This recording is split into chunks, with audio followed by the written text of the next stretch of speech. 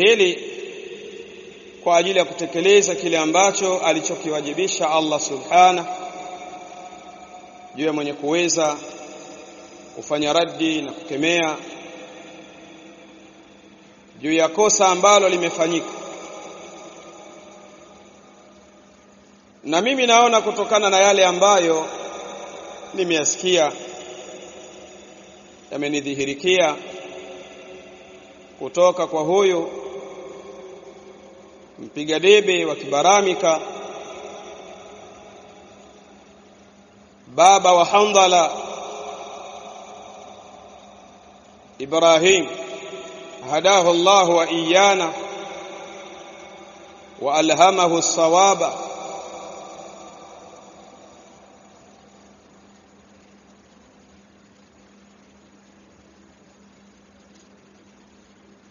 Katika masala ambayo amekuja nayo akidai kwamba anazungumzia kuhusiana na hajawira,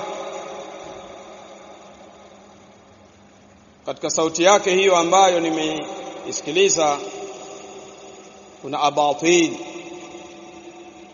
yani batili nyingi. Wa biidhnillahi tabarak wa taala,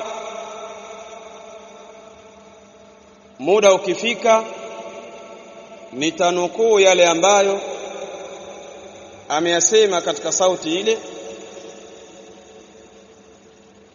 na kukosoa kiilmu, kukemea kiilmu na kuyaponda yale ambayo amekuja nayo kwa dalili za kitabu cha Allah na Sunna. Lengo ili kuzuilia shari yake isipate kutapakaa.